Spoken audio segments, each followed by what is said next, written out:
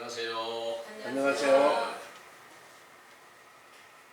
반갑습니다. 반갑습니다. 저는 참 하나님의 교회 감남원에서 하나님의 보좌에 앉으신 그 모양과 형상을 간절히 사모하고 찾기 위해서 노력을 기울이고 있는 김기호라고 하는 사람입니다. 오늘 여러분들에게 전해드릴 말씀의 주제는 보좌에 앉으신 이의 모양인데요. 이 주제의 말씀을 성경 전반적인 증거를 통해서 자세히 정리된 메시지를 먼저 상고해 드릴 수 있도록 하겠습니다. 주제는 보좌에 앉으신 이의 모양이고요. 요한계시록 4장 2절에서 3절의 증거한 내용을 상고해 드리겠습니다. 내가 곧 성령에 감동하였더니 보라, 하늘의 보좌를 베풀었고 그 보좌 위에 앉으신 이가 있는데 앉으신 이의 모양이 벼복과 홍보석 같고 또 무지개가 있어 보좌에 둘렸는데 그 모양이 녹보석 같더라. 아멘. 내용을 상고하겠습니다.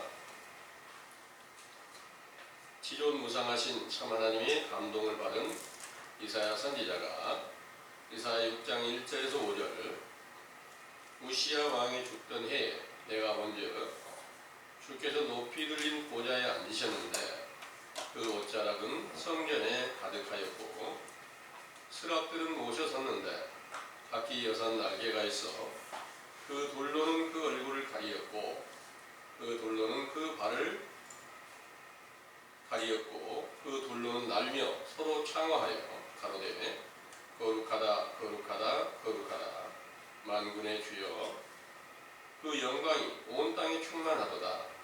이같이 창화하는 자의 소리로 인하여 문지방의 터가 요동하며 실의 연기가 충만한지라. 그때 내가 말하되 바로다 나여 망하게 되었도다.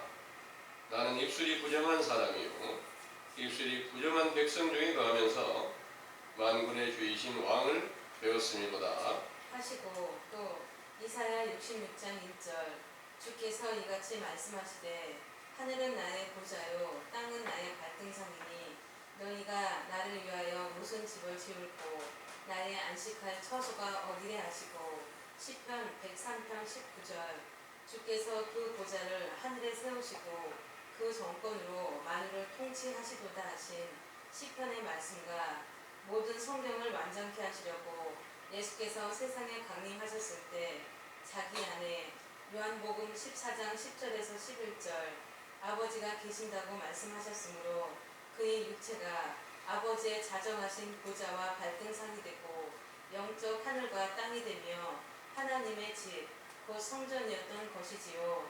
또한 그의 오실 길을 예비하던 세례 요한의 제자였던 요한복음 1장 47절에서 51절 나다나엘이 자기에게 오는 것을 보시고 이는 참 이스라엘 사람이라 그 속에 간사한 것이 없도다 하시니 나다나엘이 대답하여 어떻게 나를 아시나이까 하니 예수께서 네가 무화과나무 아래에 있을 때에 보았노라 하시니 나다나엘이 라비여 당신은 하나님의 아들이시며 이스라엘의 임금이로소이다 하니 예수께서 내가 너를 무화과나무 아래서 보았다 함으로 믿느냐 이보다 큰 일을 보게 될 것이며 하늘이 열리고 하나님의 사자들이 인자 위에 오르락 내리락 하는 것을 보리라 하신 약속을 오순절에 성령 충만함을 주셨을 때부터 지혜와 계시의 정신으로 보게 하셨는데 사도행전 7장 1절에서 53절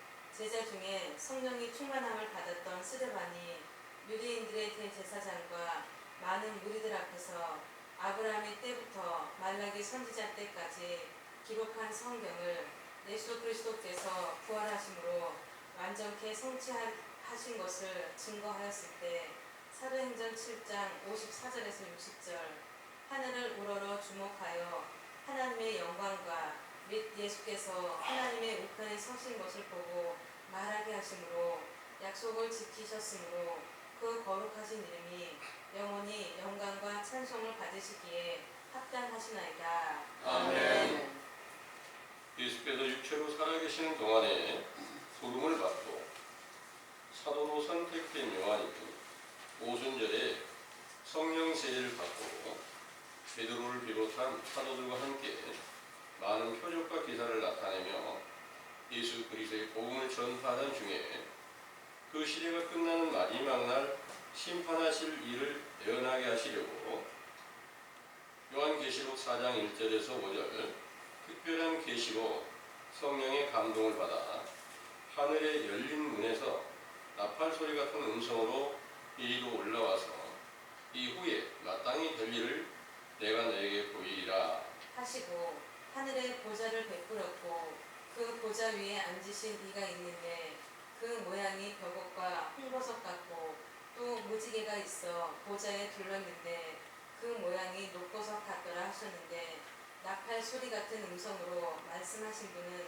요한계시록 1장 10절에서 16절 아들로 나타내신 예수 그리스도시며 보좌에 앉으신 분은 아버지로 나타내신 예수 그리스도이시나 요한복음 10장 30절 아버지와 아들은 항상 하나라고 말씀하셨습니다. 따라서 요한계시록 4장 3절 하늘의 보좌 위에 앉으신 아버지의 모양은 벽옥과 홍보석 같다 하셨고 또 무지개가 있어 보좌에 둘렸는데 그 모양이 녹보석 같다 하셨는데 이는 벽옥은 푸른 하늘색 빛을 내는 구석이며 홍보석은 붉은 빛이 나는 보석이며 녹보석은 푸른 나뭇잎 같은 녹색 빛이 나는 보석이지요.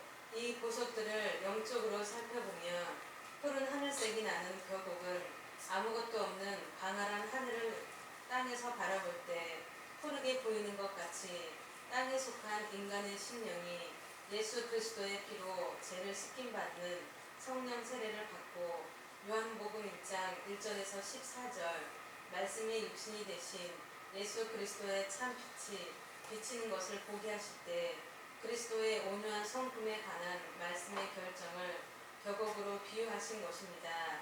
홍보석은 성경에서 홍색은 장자의 권리를 비유하신 것인데 이는 창세기 38장 26절에서 30절 야곱의 12 아들들 중에 넷째인 유다가 장자의 축복을 받았고 그가 하나님의 명령을 거역하고 가나안 여인을 취하여 아들 셋을 낳았으나 그 아들들이 악한데 지혜로운 다말을 아내로 맞아 동침하게 되었을 때 죽임을 당하여 하나님의 택하신 야곱 족속의 장자의 기업을 물을 후사로 세울 자가 없으므로 다말이 창녀로 가장하여 시아버지 유다와 동침하고 쌍둥이를 잉태하였는데 먼저 나온 자의 손에 홍색 실로 표를 했기 때문이며 이는 또 모든 성경에서 하나님 아버지의 장자이신 예수 그리스도의 권세에 관한 말씀들을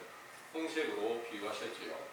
또한 녹보석은 살아있는 나뭇잎이 녹색인 것 같이 살아계신 하나님의 생명에 관한 말씀들이 녹색으로 비유되었고 이 모든 말씀과 모든 성경을 완성하시려고 부활하여 고린도전서 10장 4절 말씀이 육신 되신 예수 그리스도께서 영원한 반석이심으로 그 모양을 벽옥과 홍보석과 녹보석 같이 보여주신 것입니다.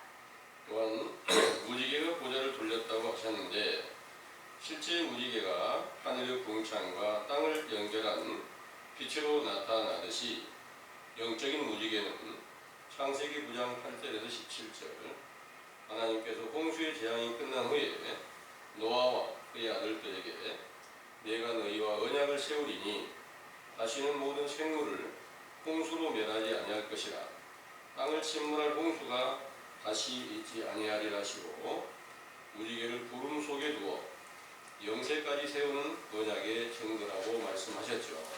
그 언약의 무지개는 하늘의 하나님과 땅에 속한 사람의 심령을 연결시켜주는 영원한 언약의 말씀이며 그 무지개가 보좌를 두른 것은 말라기 3장 1절 언약의 사자이신 예수 그리스도께서 보좌를 두른 것이며 보좌 위에 앉으신 이 곧 아버지께서도 예수 그리스도 자신인데 이는 요한복음 1장 14절에서 18절 그가 성령 충만함을 받은 제자들에게 독생하신 하나님으로 나타내어 보여주시고 디모데전서 6장 14절에서 16절 하나님 아버지의 실제 모양은 아무에게도 볼 수 없게 하셨다고 말씀하셨기 때문입니다.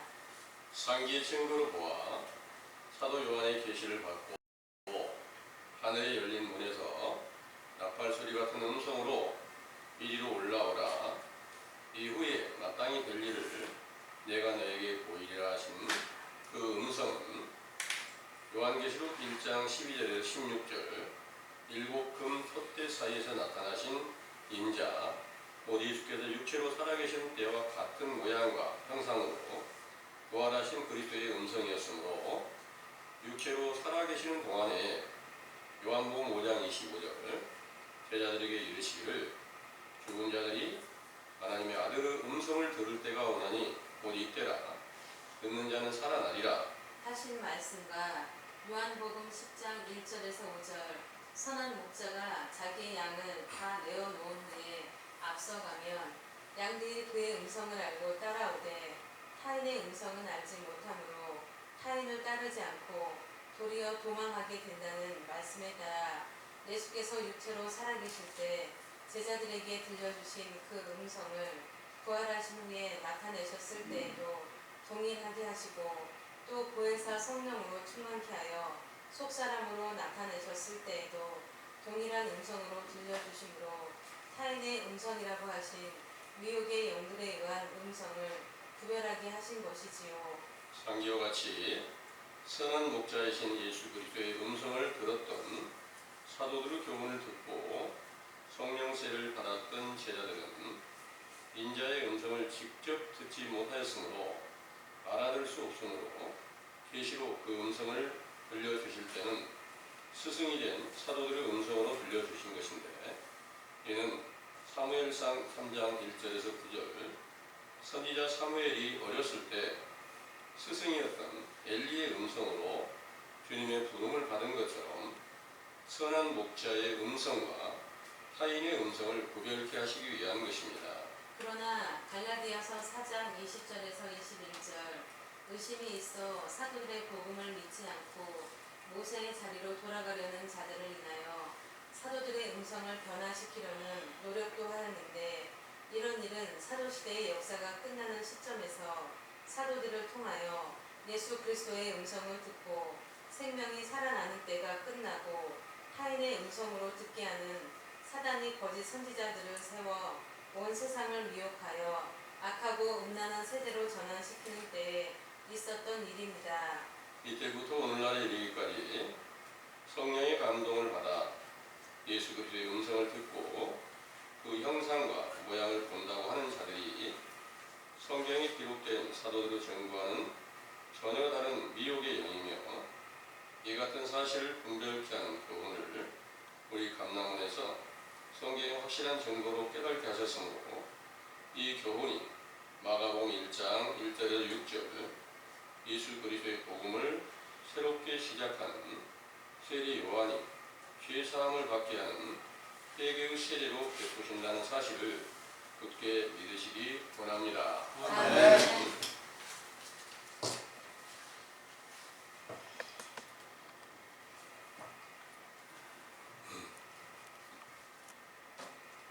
잘 들으셨습니까?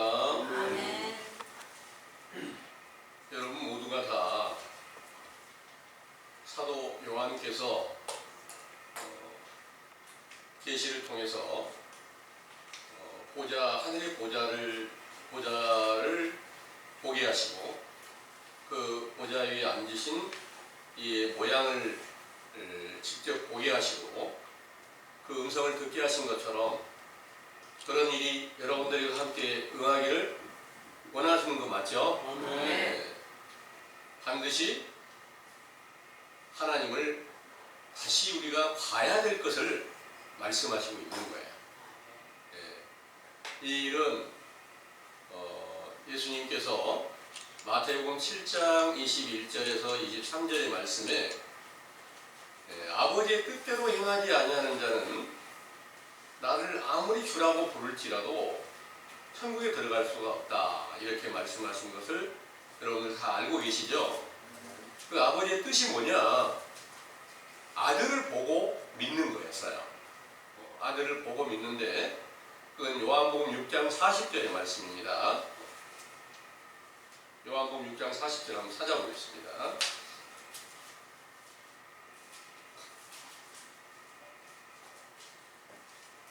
내 아버지의 뜻은 아들을 보고 믿는 자마다 영생을 얻는 이것이니 마지막 날에 내가 이를 다시 살리리라 하시니라. 아멘. 아멘.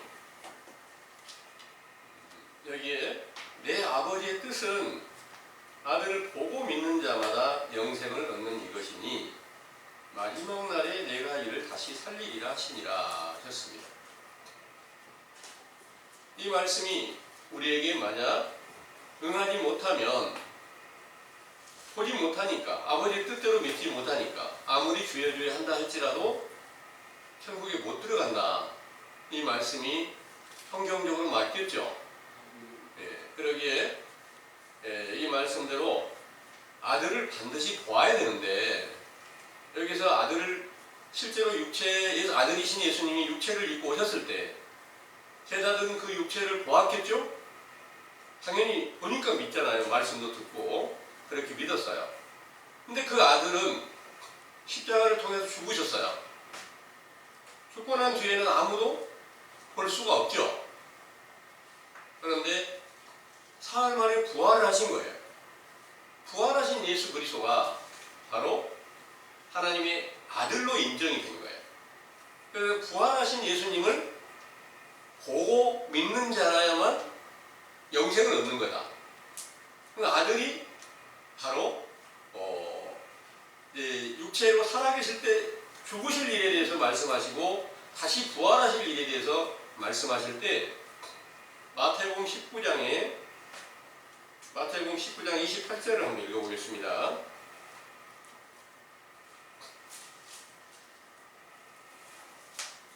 예수께서 가라사대 내가 진실로 너희에게 이르노니 세상이 새롭게 되어 인자가 자기 영광의 보좌에 앉을 때 나를 쫓는 너희도 12 보좌에 앉아 이스라엘 12 지파를 심판하리라.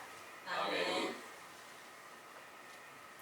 예수님께서 여기에서는 이제 육체가 죽었다가 부활하실 일에 대해서 이제 말씀하신 겁니다. 진실로 너희에게 이르노니 세상이 새롭게 되어 인자가 자기 영광의 보좌에 앉을 때 나를 쫓는 너희도 12 보좌에 앉아 이스라엘 12지파를 심판하리라 하셨는데요. 이 말씀이 오늘날 이 세상의 모든 교회들은 그 말씀이 아직 안 이루어졌다고 알고 있는 거예요. 왜 그럴까요? 세상이 언제 새롭게 됐느냐? 세상이 그대로 있지 않느냐? 여러분들 보기에 세상이 언제 새롭게 됐어요? 세상에 재개발한다고 해서 그 세상이 새롭게 된 거 아니겠죠?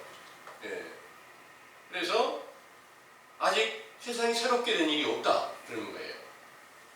그런데 만약 그 일을 이루지 못했다면 예수님은 거짓말을 하신 거예요. 왜냐하면 그때 12 제자들한테 너희를 12 보좌에 앉아서 12지파를 심판하게 하는 왕노릇을 하게 하겠다 이렇게 말씀하신 거잖아요.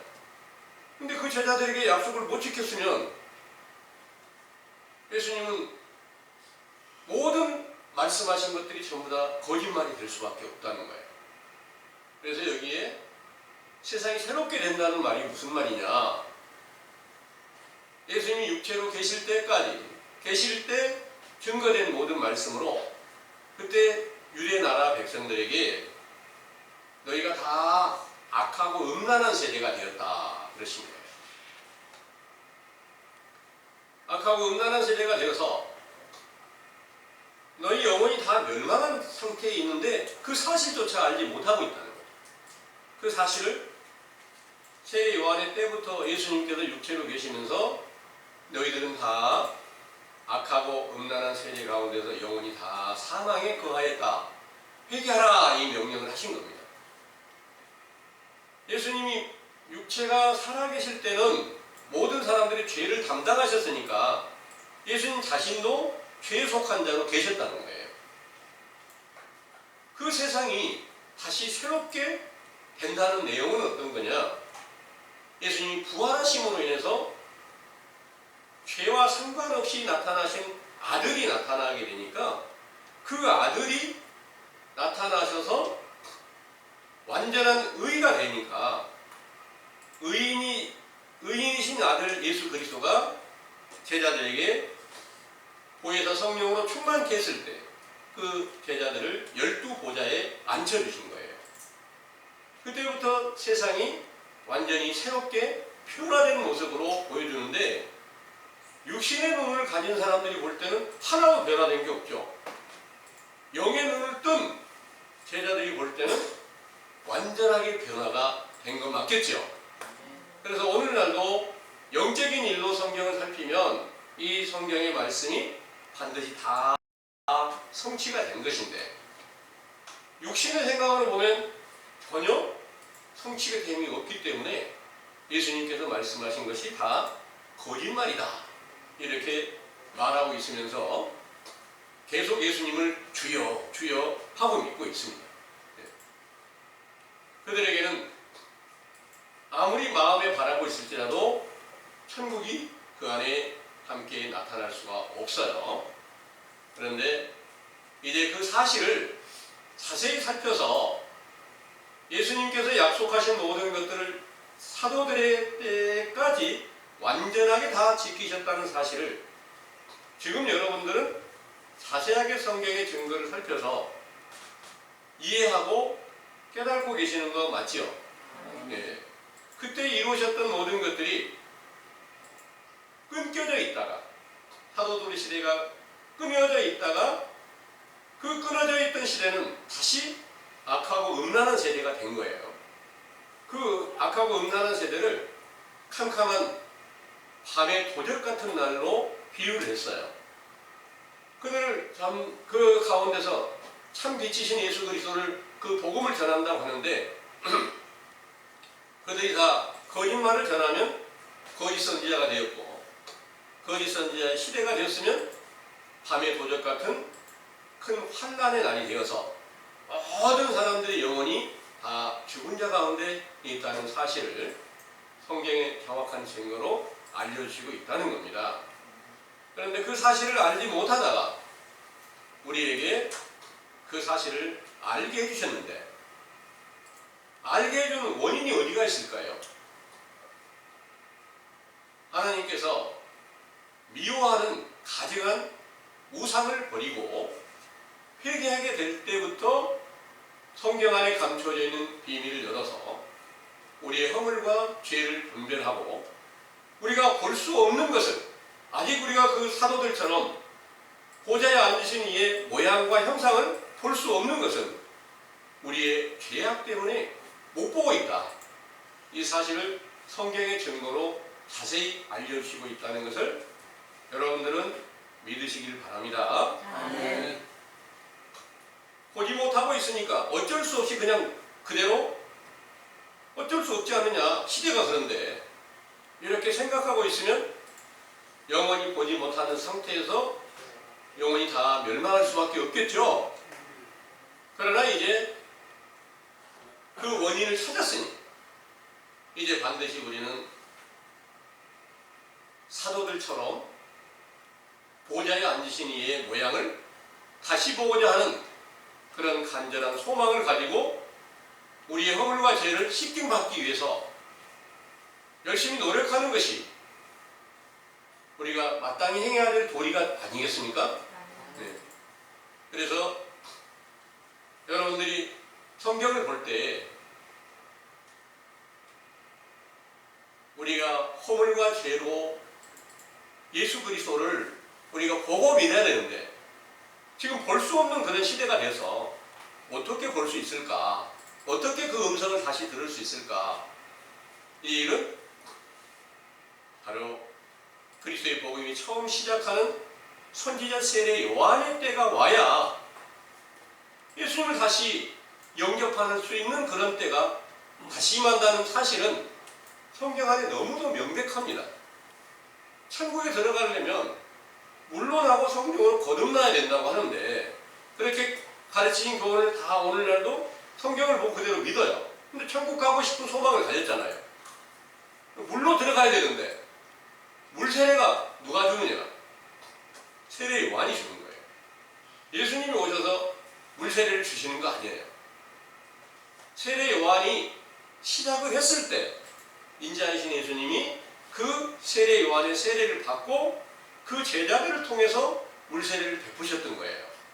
그러면 그런 일들이 오늘날도 똑같이 응해져야 성경의 말씀대로 물로 시작이 되면 물로 영혼이 다시 깨어나게 되면 이제 성령으로 거듭나게 하는 때가 임하게 하시기 위해서 독생자로 강림하신 예수님께서 인자의 때의 영광을 먼저 보게 하시고 이제 모든 율법을 다 완전히 이루시고 부활하셔가지고 제자들에게 성령으로 충만케 하시던 때의 그 영광이 오순절처럼 똑같이 응해져야 비로소 그때부터 아들이신 예수 그리스도를 다시 보게 되는데 아들이 모든 아버지와 함께 모든 보좌가 성경 전체가 다 완성된 것이 아들 안에 있는 거예요.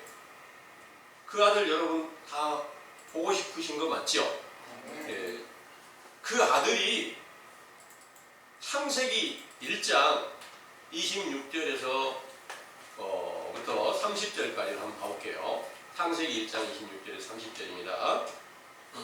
하나님이 가라사대 우리의 형상을 따라 우리의 모양대로 우리가 사람을 만들고 그로 바다의 고기와 공중의 새와 육축과 온 땅과 땅에 기는 모든 것을 다스리게 하자 하시고 하나님이 자기 형상 곧 하나님의 형상대로 사람을 창조하시되 남자와 여자를 창조하시고 하나님이 그들에게 복을 주시며 그들에게 이르시되 생육하고 번성하여 땅에 충만하라 땅을 정복하라 바다의 고기와 공중의 새와 땅에 움직이는 모든 생물을 다스리라 하신다. 하나님이 가라사대 내가 온 지면에 씨 맺는 모든 채소와 씨 가진 열매 맺는 모든 나무를 너희에게 주노니 너희 식물이 되리라. 또 땅의 모든 짐승과 공중의 모든 새와 생명이 있어 땅에 기는 모든 것에게는 내가 모든 풀을 식물로 주노라 하시니 그대로 되니라. 하나님이 그 지으신 모든 것을 보시니 보시기에 심히 좋았더라. 저녁이 되면 아침이 되니 이는 여섯째 날이니라. 아멘. 이 천지창조의 과정이 신약시대에 예수님께서 반드시 이루신 것이 맞습니다. 그런데 여기에서 이제 주목해 볼 것이 26절에서 하나님이 우리의 모양과 형상대로 사람을 짓자 이렇게 해놓으시고 그 형상대로 사람을 창조하셨다. 그래서 남자와 여자를 지으셨다. 그리고 복을 줘가지고 모든 만물을 다 다스리게 하셨다. 이렇게 기록하시고 있어요. 여기서 만드신 창조하신 사람 또 창세기 2장 7절에서 흙으로 사람을 지어서 생기를 불어넣어서 생명이 되게 했던 첫사람 아담 또 같은 사람인 줄로 착각하는 사람들이 너무 많거든요. 그런데 창세기 2장 7절에서 창조한 그 사람은 아담은 선악과를 따먹고 하나님 명령을 거역함으로 결국 저주를 받았어요. 여기에서 창세기 1장 26절에서 지으심을 받은 분은 하나님께 주신 복을 받은 자라 그 말입니다. 복을 받은 자하고 저주 받은 자하고 같을까요? 전혀 다릅니다. 예수님께서 신약의 모든 말씀을 구약의 모든 말씀을 신약에서 이루실 때 육체로 계실 때까지를 첫사람 아담의 때로 비유를 해요. 그분은 죄에 속했고 저주받은 가운데 있어요. 그런데 그 가운데서 율법을 다 완성하시고 부활하시는 날 바로 하나님의 형상대로 지음을 받은 아들로 인정이 된 거예요. 그런데 그 형상과 모양이라고 그랬는데 모양은 빼놨어요. 그 모양이 뭘까? 여기서 우리라고 하는 하나님은 원래 아버지와 아들로 완전하신 분이세요. 그런데 사람을 지을 때 아들만 만들었기 때문에 그 아들을 갖다가 하나님의 형상이라 이렇게 말씀하신 거예요. 이 형상을 완전하게 예수님께서 다 이루시기 위해서 이 세상에 오셔서 처음 시작한 날, 태어나는 날, 이 날을 성경에서 천지창조의 과정에서는 첫 번째 날로 비유를 하는 거예요. 신약시대에 예수님이 탄생하신 날이 첫 번째 날 빛이에요. 그리고 예수님이 어린 아기를 다 죽이면서 예수님을 죽이려고 할 때 애국으로 피하였잖아요. 유대 나라의 빛이 없어진 거예요. 참 빛으로 예수님이 오셨는데, 빛으로 나타나셨는데 피하시니까 다시 유대 나라에 어둠이 왔다는 거예요. 헤롯이 죽고 난 뒤에 예수님 다시 유대로 돌아와서 나사렛에 가 살아라 하고 명령하심을 따라서 나사렛 오니까 둘째 날이 빛이 된 거예요. 이런 모든 과정 하나하나를 다 셋째 날, 넷째 날, 다섯째 날, 여섯째 날까지 이루시는데 여섯째 날이 언제 되느냐? 예수님 육체가 죽으시고 다시 부활하여 아들로 인정되셨을 때를 가리켜서 여섯째 날 하나님의 형상대로 지은 사람이고 복받은 사람으로 창조하셨다는 사실을 여러분들은 믿으시기 바랍니다. 아멘. 그런데 하나님의 모양, 이 모양은 분명 어떻게 사도들에게 계시를 통해서 보여주셨는데 이걸 보여주시기 위해서 제일 먼저 오순절날 성령세를 주셨단 말이에요. 성령세를 주실 때 바로 아들을 보게 했는데요. 아들 자신을 하나님이라 그러는 거예요. 아들을 요한복음 1장 18절의 말씀을 보겠습니다.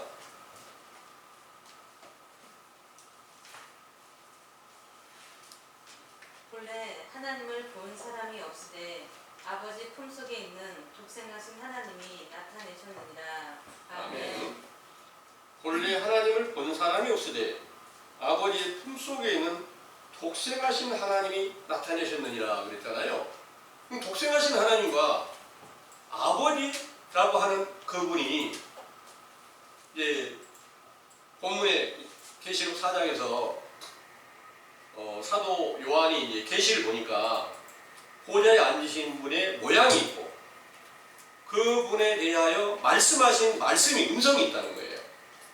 그 음성은 바로 나팔소리 같은 음성은 아들을 비유를 하고 그 보좌에 앉으신 이의 모양은 아버지를 말씀하셔서 왜 창세기 1장 26절에서 모양과 형상대로 만들자고 해놓고 형상만 만들었을까? 형상으로 사람을 만들었을까?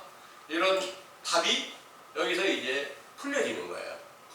그래서 그 모양은 아버지를 말씀하셨고 형상은 아들로 말씀하신 것이다. 그래서 아들의 형상을 통해서 이 세상에 육체를 입고 나타나게 하셔서 보여주고 그분이 율법을 완성하시고 죽었다가 부활해가지고 제자들에게 보여주고 아버지께로 올라간다고 올라가셨다가 다시 오겠다는 약속대로 오순절에 성령 충만함을 주셔가지고 제자들 안에서 영의 눈으로 보게 하시고 듣게 하시고 이 과정을 통해서 이제 모든 약속이 이루어진 거예요. 그 약속이 이루어진 제자들에게서 때를 따라서 완전한 계시를 통해서 또다시 위에 있는 보좌의 형상의 모양을 보여주겠다 그랬단 말이에요. 근데 그 보좌의 형상의 모양이 저 위에 하늘에 있을까요? 어디가 있을까요? 제자들 아래 함께 계시지만 그걸 보여주실 때도 있고 안 보여주실 때도 있다는 거예요. 그럼 제자들이 원래 시작이 어디예요? 원래 시작은 우리와 똑같은 사람이에요. 다 죄에 속한 자예요. 너희가 독사의 자식이야, 마귀의 자식이라 이렇게 말씀하신 자리에 똑같이 있었어요. 그런데 회개하고 돌아가서 예수님께 전하는 말씀을 듣고 믿으니까 그 가운데 하나님의 그 보좌가 세워지는, 하늘나라가 세워지는 그런 영광을 나타내 주셨다는 거예요. 이런 모든 일들은 우리도 반드시 성경에 기록한 대로 똑같이 제자들처럼 그 말씀을 듣고 회개하고 행함을 이루어가면 반드시 똑같이 이루어져야 성경이지, 그때만 보여주고 오늘날은 보여주지 않으면 그건 성경이 확실한 증거가 되지 못한다는 거죠. 그래서 그때 이루셨던 모든 일들이 오늘날도 반드시 이루어져야 될 텐데, 이런 일들은 요한복음 1장 18절에서 말씀하신 것처럼 똑같이 하나님 아버지를 아무도 본 자가 없다. 하나님은 본 자가 없는데 복생하신 하나님을 통해서 보게 한다. 이 말씀이 여러분들에게 확실한 소망이 되게 되기를 원합니다. 이분은 꼭 우리가 봐야 된다는 것을 아버지의 뜻대로 믿는 것이다. 그 말씀을 드리는 거예요. 이분이 어떤 분이에요? 요한복음 1장 1절에서 4절까지를 한번 먼저 보겠습니다. 태초에 말씀이 계시니라. 이 말씀이 하나님과 함께 계셨으니 이 말씀은 곧 하나님이시니라. 그가 태초에 하나님과 함께 계셨고 만물이 그로 말미암아 지은 바 되었으니 지은 것이 하나도 그가 없이는 된 것이 없느니라. 그 안에 생명이 있었으니 이 생명은 사람들의 빛이라. 아멘. 태초에 말씀이 계신다 그랬는데 이 말씀은 하나님이라는 거예요. 이 말씀을 보고, 성경 말씀을 보고 하나님이, 이 말씀이 하나님이야, 맞을까요? 이 성경 말씀이 하나님이에요? 그렇게 착각하고 있는 사람들이 많이 있습니다. 그런데 이 성경은 말씀이신 예수 그리스도의 증거예요. 태초에 말씀이 계시니라. 태초에 말씀이 계신 그분이 바로 하나님 아버지와 함께 계신 아들이다 그 말입니다. 그 아들이 세상에 육체를 입고 오셔서 죄에 속한 자로 오셔서 성경을 하나하나 빠짐없이 완전하게 이루기 위해서 십자가로 죽으셨다가 부활하신 거예요. 부활하신 그분이 여기에 지금 말씀이라는 거예요. 그분은 말씀이 육신이 되셨다, 이렇게 증거하고 계시는 거예요. 그분이 참 빛이라는 거예요. 그런데 이 성경은 외식하는 유대인들도 가지고 있었잖아요. 가지고 있을 때 그들이 외식하는 유대인들아 화했을진저 그랬잖아요. 예수님이 말씀하실 때. 그러니까 그들은 말씀을 가졌지만 무슨 말씀을 가졌을까요?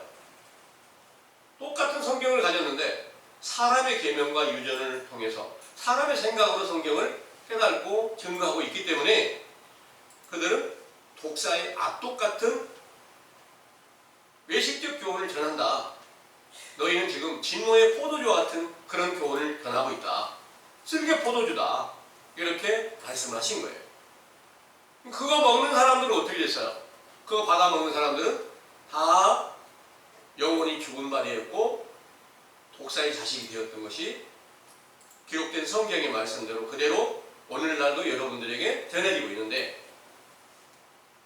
그 독사의 자식된 사실을 인정하고 돌아온 제자들은 회개를 해서 예수님이 부활하심으로 그 부활하신 신령한 육체를 영접하게 됐을 때 아들을 보았단 말이에요. 아들을 본 것이 뭐냐? 사망에서 생명으로 옮겨졌다는 거예요. 무덤 속에서 그 아들의 음성을 듣고 생명으로 살아났다는 거예요. 그때를 가리켜서 바로 참 빛이 임하셨고, 그분은 거기 2절에 요한복음 1장 2절에서 말씀하신 대로 그가 태초에 하나님과 함께 계셨고 만물이 그로 말미암아 지은 바 되었으니 지은 것이 하나도 그가 없이는 된 것이 없느니라. 그 안에 생명이 있었으니 이 생명은 사람들의 빛이라 그랬어요. 이 빛이 바로 9절에 말씀하신 참 빛인 줄을 믿으시기 바랍니다. 아멘. 참빛 곧 세상에 와서 각 사람에게 비추는 빛이 있었나니 그가 세상에 계셨으며 세상은 그로 말미암아 지은 바 되었으되 세상이 그를 알지 못하였고 자기 땅에 오매 자기 백성이 영접지 아니하였으나 영접하는 자 곧 그 이름을 믿는 자들에게는 하나님의 자녀가 되는 권세를 주셨으니 이는 혈통으로나 육정으로나 사람의 뜻으로 나지 아니하고 오직 하나님께로서 난 자들이니라.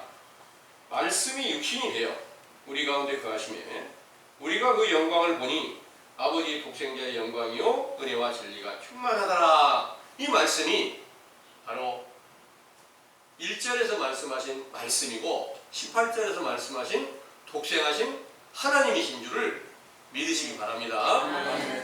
그때 사도들은 그분을 보고 어디서 봤을까요? 그분을 계시의 정신을 통해서 보게 된 것이에요. 육체의 눈을 뜨고 본 것을 말씀하신 게 아닙니다. 계시의 정신을 통해서 오순절날 성령 충만함을 주셨을 때 이 말씀이 응하게 된 거예요. 그래서 그분을 영접한 사도 요한에게 마지막에 이제 사도들의 세대가 끝날 일에 대해서 이제 공회되어 있던 모든 것들을 갖다가 자세하게 열어주어서 그때 이제 처음으로 하나님을 완전한 모습을 보게 하신 바 되었다는 거예요. 이게 우리의 소망이고 또 사도들의 길을 따르는 자들은 다 이와 같이 아버지 뜻대로 아들을 보고 믿고 또 아들을 통해서 아버지를 보게 되는 그런 영광을 얻기를 소망을 갖게 된 거예요. 우리도 이 소망을 이제 갖게 되었는데 이 소망을 확실하게 가지고 있으면 우리의 행함이 우리 입술의 열매가 반드시 내가 지금까지 알지 못해서 모든 죄악 중에 거하여서 내 생각대로 살아왔던 모든 것이 하나님과 원수가 되었고 이 죄악 때문에 가해져서 내가 하나님과 원수되었는데 무엇을 하나님께서 기쁨으로 주시겠어요? 그래서 우리가 하나님을 볼 수 없는 그런 것이 우리 안에 계시지만 그걸 볼 수 없는 것이 우리의 죄악 때문이니까 날마다 죄를 자복하고 회개하는 세례를 우리가 받는 그런 침륜에 빠져 있는 것 같이 이 가운데서 어떻게 벗어날까 하고 고민하고 외치며 부르짖는 회개가 우리에게 시작이 되는 것으로 다시 그 소망이 성취되어 간다는 사실을 믿으시기를 원합니다. 아멘. 이로 인해서 모든 성경의 증거를 완전하게 이루신 예수 그리스도께서 사도들에게 그 보여주셨던 모든 것을 이제 우리는 자세하게 살펴서 그 과정을 하나도 빠짐없이 이제 보기를 원하고 있는데요. 여기서 사도 요한께서 보았던 그 내용의 말씀을 살펴보면 그 모양이 보좌에 앉으신 이의 모양을 보니까 벽옥과 같고 벽옥 같은 보석 같고 홍보석 같고 또 무지개가 있고 그 보좌에 둘렸는데 그 모양이 녹보석 같더라 그랬어요. 보좌 그러면 이사야 이사야 66장 1절에서 하늘은 나의 보좌고 나의 발등상, 땅은 내 발등상이다.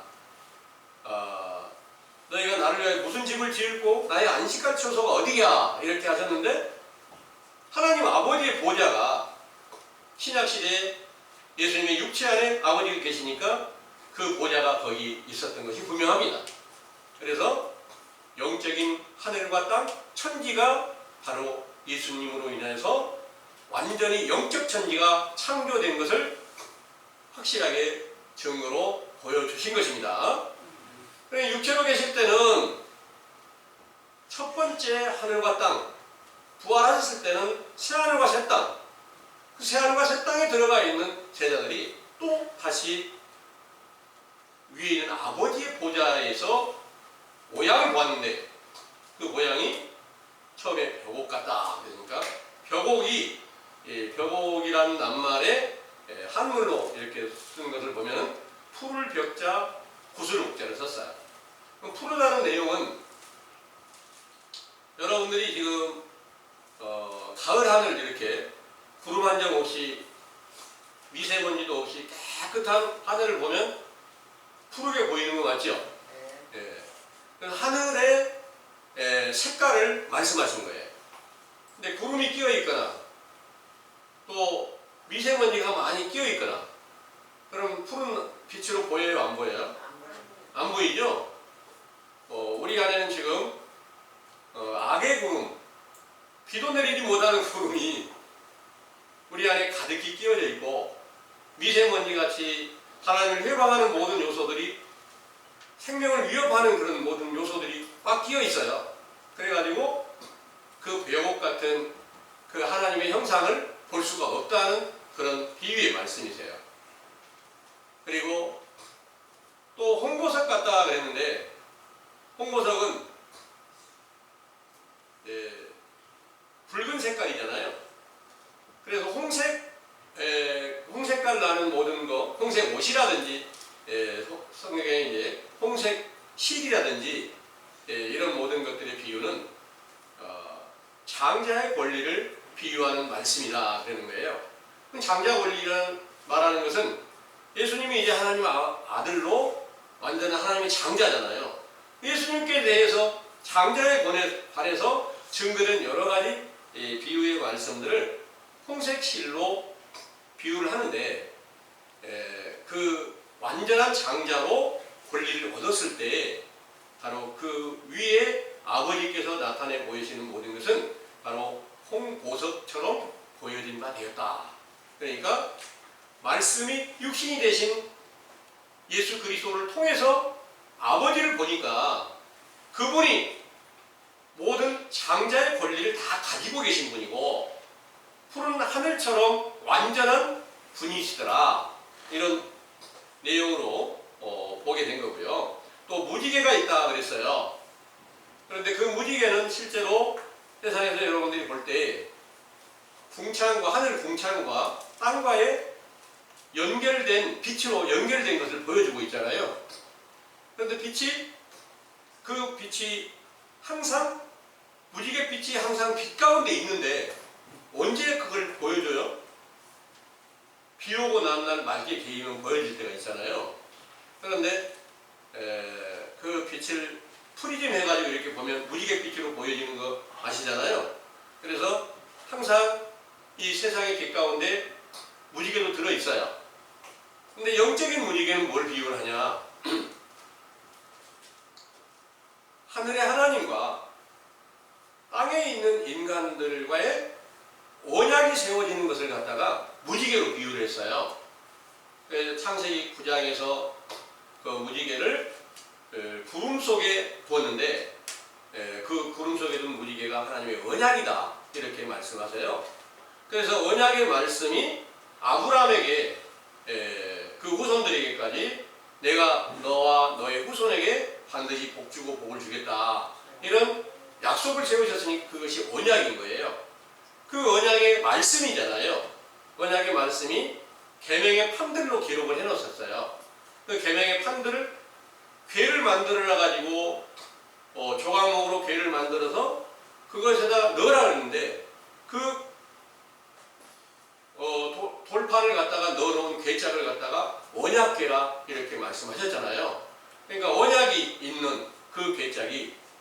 항상 무지개 빛과 같이 비춰진다 그런 내용입니다. 근데 율법을 완성하신 예수 그리스도가 바로 언약을 완성하신 거 맞잖아요. 모든 계명을 완성하신 거 맞잖아요. 그러니까 그 안에 무지개 빛이 함께 있다. 하나님의 언약이 그 안에 함께 있다. 이런 내용이고 또 그 모양이 녹버섯 같다 그랬는데 녹색은 푸른 풀처럼 풀잎처럼 이렇게 푸른 색깔을 비유를 하는데 푸른 색깔 잎사귀는 생명이 있는 것을 증거로 보여주고 있는 거잖아요. 그래서 그것이 마르면 푸른 빛을 잃어버리죠. 그 푸른 빛은 생명을, 녹색은 생명을 의미한다. 그 녹보석은 완전한 부활하신 예수 그리스도께서 영생하게 되었을 때 그 영원한 생명, 나는 길이요 진리요 생명이라는 말씀으로 완성되었을 때 비로소 아버지가 그 안에 함께 계시는 증거가 확실하게 나타났을 때 보게 하실 때는 벽옥으로 또 홍보석으로 또 무지개처럼 또 거기 녹보석처럼 이렇게 보여주신 증거가 됐더라. 그러니까 말씀 안에 아버지와 함께 계시는 증거를 영적 눈으로 보게 할 때 이렇게 찬란하게 보여주신 바 되었다는 그런 증거인 줄을 믿으시기 바랍니다. 아멘. 그 모든 일들이 그때 사도들에게 이루신 것처럼 오늘날 우리들에게도 반드시 소망하는 일이 그와 같이 그 영광을 다시 볼 수 있기를 원하는 마음을 가지시고 열심내어 회개함으로 우리가 그 아름다운 소망이 성취되기 위해서 모든 마음과 뜻을 기울여 충성하는 제자로 돌아가시게 되기를 간절히 원합니다. 아멘.